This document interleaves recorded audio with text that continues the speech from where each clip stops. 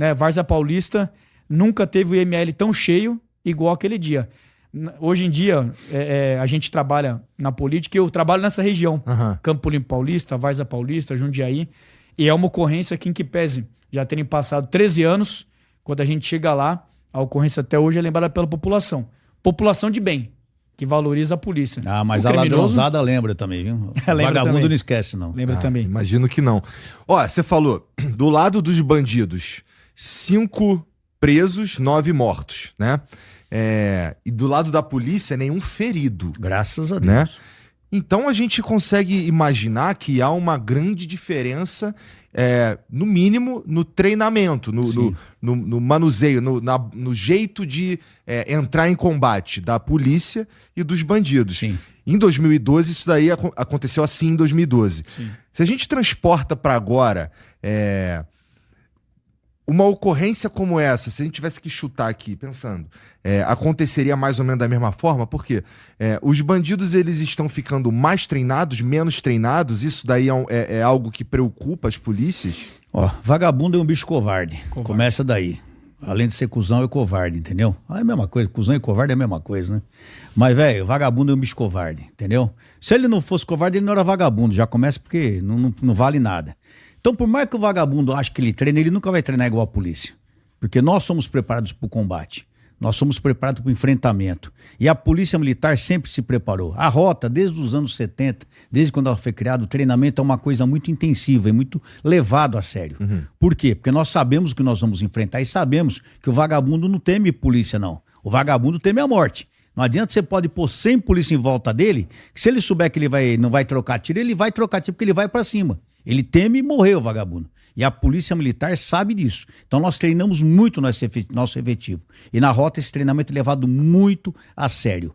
O que acontece é o seguinte, você vai para tivesse 10 bandidos lá, e nós vamos com um número suficiente de policiais militares, porque nós devemos sempre estar em vantagem numérica, ou seja, devemos estar em mais policiais e superioridade de fogo. Não adianta eu ir com poucos policiais com pistola na mão e os caras estão de fuzil. Você tem que estar sempre em superioridade. Por isso que nós vamos para resolver mesmo. Então, não só nessa ocorrência, inúmeras outras ocorrências, quando nós íamos, primeira coisa, temos que ter um serviço de informações. É muito importante isso na polícia, o serviço de informações. Conhecer o local, quem são os vagabundos, tipo de armamento, a vida pregressa desses indivíduos. E quando a gente chega para prender o indivíduo. A opção de morrer ou não é do bandido. Nunca um policial sai de casa e fala, eu vou matar a gente hoje. De jeito nenhum. Você sai de casa, beija a sua família, seus filhos, com a intenção de voltar para casa para continuar a sua vida. Mas você sabe o que você pode acontecer e sabe qual pode ser o fim. Então nós vamos prontos para o combate realmente. E quando acontece isso, nós treinamos, nós vamos atentos, nós vamos unidos, entendeu? E o que acontece, graças a Deus, é que o nosso treinamento é eficaz, é eficiente e eficaz. Porque quando nós chegamos lá e temos que trocamos tiro e não fugimos. Porque o bandido é assim, o bandido é valente, o bandido é fodão, quando ele está em superioridade. Pode ver que toda ocorrência, pode ver isso na internet. O vagabundo toma o primeiro tiro, tem 5, 6 vagabundos. O primeiro tomou o tiro, os outros saem tudo correndo. É normal isso, porque o vagabundo é um bicho covarde. Mas eles são altamente treinados. Não são, eles têm experiência, tem uns caras mais fuçados, não tô falando. Mas eles, na sua grande maioria, viu o primeiro tomar, o resto, cuida da própria alma. Nós não, nós vamos pra cima e cuidamos dos outros. Por isso que nessa ocorrência nós tivemos um resultado com 9 mortos, 5 presos, nenhum PM ferido, porque esse é o resultado ideal. Você ouve um bando de hipócrita, um bando de idiota, mas como não morreu nenhum bandido, nenhum policial? Como se morrer policial fosse justificar a ocorrência. De jeito nenhum. A polícia treina e treina forte. A polícia paga, a polícia recebe um salário para não morrer. Quando morre um policial, quem perde é o Estado. Porque você, além de perder um pai de família, um filho, um pai de família, você perde no treinamento que você fez durante anos naquele homem. Você investiu naquele cara. Ele não pode morrer, fora o lado humano, no lado do investimento do Estado. Quando você tem um policial morto, o Estado perde. Não é só a família que perdeu. Então nós temos que ganhar sempre. E é isso que a população tem que entender e as nossas autoridades têm que entender. Que o vagabundo que morre é a opção dele. E se nós perdermos um policial, quem perde é a sociedade. Isso não pode acontecer. Então, graças a Deus, nós estamos prontos para o combate. Igor, eu vou te dar um exemplo. No começo dos anos 2000, teve uma ocorrência muito famosa que foi a Castelinho. Tá. Isso. Morreram 12 marginais que estavam indo fazer um assalto a um avião pagador. A rota teve envolvida nessa ocorrência, o choque, a rodoviária, começo dos anos 2000.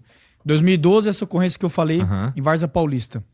2019, por exemplo, teve uma ocorrência em Guararema, onde teve um estouro de caixa eletrônico e a rota e o COI tiveram informação, se posicionaram e tiveram 11 mortos, 11 criminosos mortos. O bandido, o criminoso, inclusive o faccionado, como meu pai disse, ele é covarde. Eles mataram agora o Dr. Rui na Praia Grande. Já tem 5 presos, inclusive um sexto que foi morto lá no Paraná, porque pegaram ele saindo da prefeitura com um carro particular, os caras em 4 pelo menos ali, com armamento longo, mataram infelizmente o delegado. Quando atacaram o meu pai, o Coronel Telhado, na porta de casa, em 2010, não vieram atacar ele numa viatura de rota. Vieram atacar ele saindo de casa num sábado de manhã, saindo com o carro para levar pro Lava Rápido. Então os caras vêm na crocodilagem. Não importa se você tiver com sua esposa, covarde. Não importa se o policial tiver com seu filho no banco do lado, os caras vão atirar. E se o Dr. Rui tivesse com o filho dele? Poderia ter morrido junto. Com a esposa. Provavelmente Como teria. já tem casos, entendeu? Tem casos, né? Então, assim, os caras são covardes. Os caras pegam você na crocodilagem, o policial. Agora, a polícia, ela é preparada para combater. Nós temos que ter a consciência. Infelizmente, o Brasil, as polícias no Brasil estão em guerra. Estão em guerra.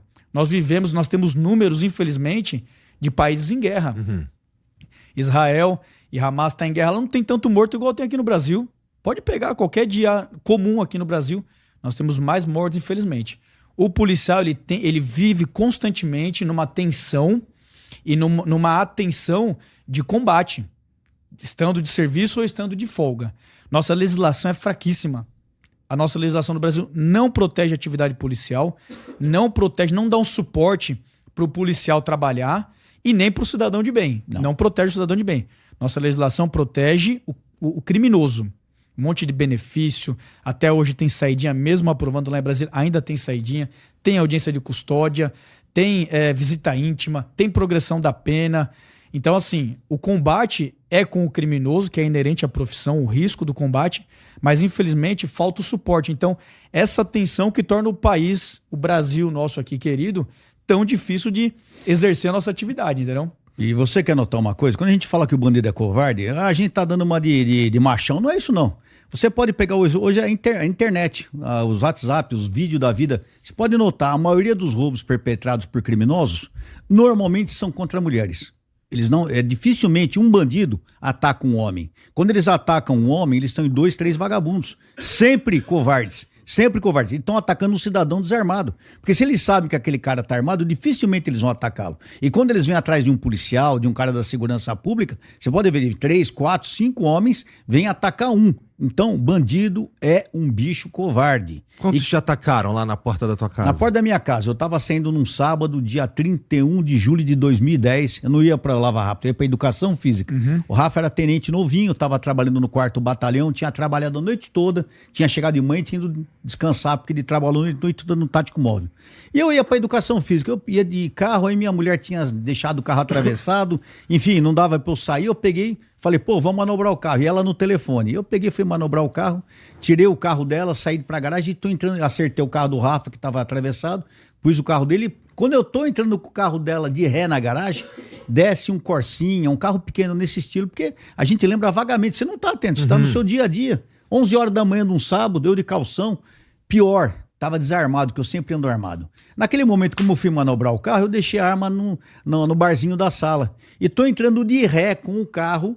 Era uma Pajerinho TR4, não era blindado, um carro normal. Polícia não tem dinheiro para ter carro blindado, porque a polícia, infelizmente, em todo o Brasil paga muito mal.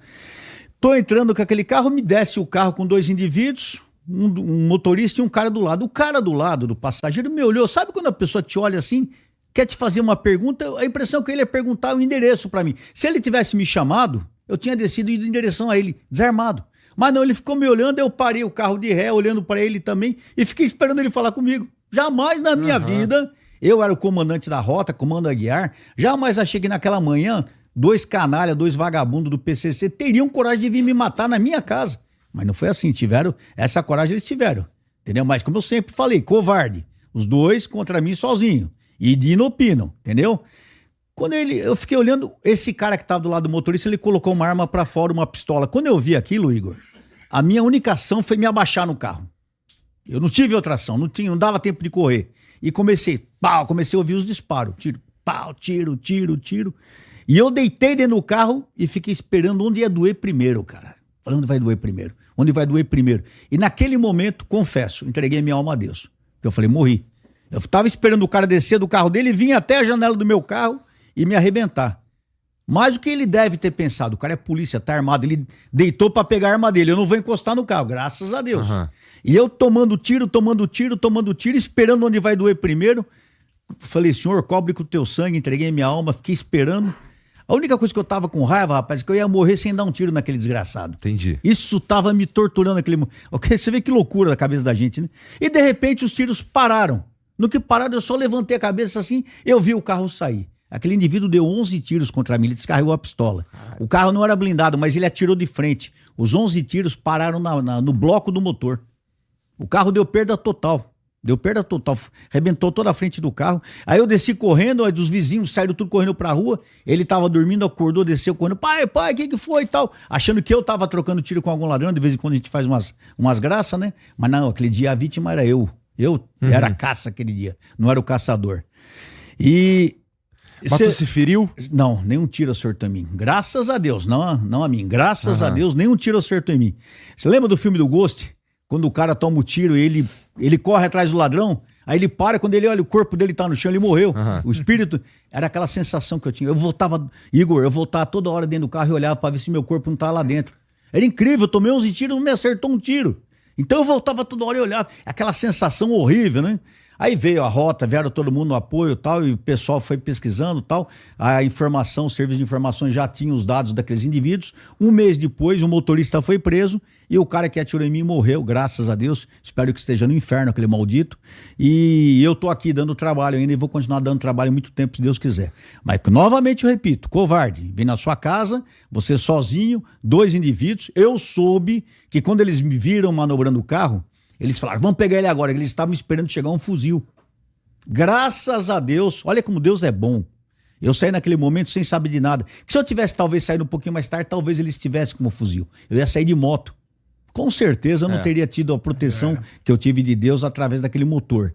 Então eu falo para quem quiser ouvir, eu estou vivo hoje porque Deus é bom, Deus permitiu que eu ficasse vivo. Porque naquele dia realmente eu estive à beira da morte. Tenho 2 datas de nascimento. Essa é uma delas. Entendi. Quando acontece alguma coisa assim, nesse caso eles foram tentar assassinar o comandante da rota. Né? Existe uma resposta da rota? Tipo, tentaram matar o cara aqui, agora a gente tem que ir atrás desses caras. De imediato, naquele dia a rota teve no local, na região, fechou a Zona Norte todinha. Aquele dia já morreram 2 indivíduos, 2 criminosos, um numa ocorrência de roubo de carro, um outro perto da rota. E dali aquela semana o pau torou, entendeu? Porque o pessoal começou a bater mais forte no crime. Eles têm que dar uma resposta.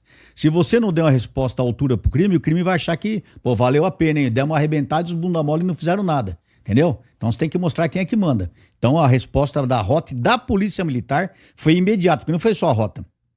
Toda a Polícia Militar naquele dia teve na minha casa, teve apoiando a semana inteira, o mês inteiro reforçando o policiamento na região. E realmente o crime naquele mês lá sentiu o peso da mão da lei. Entendi. Tá. E só para completar, Igor, é muito difícil ter ocorrências com policiais de rota mortos em serviço.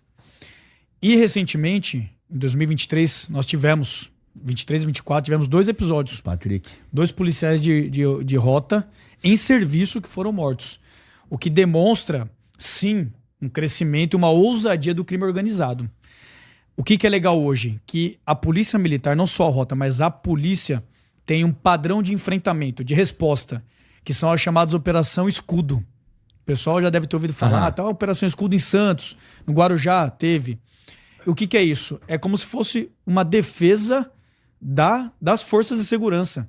Porque por muito tempo morria um policial e morreu um policial. Não pode ficar normal isso aí. A gente não pode normalizar essa situação.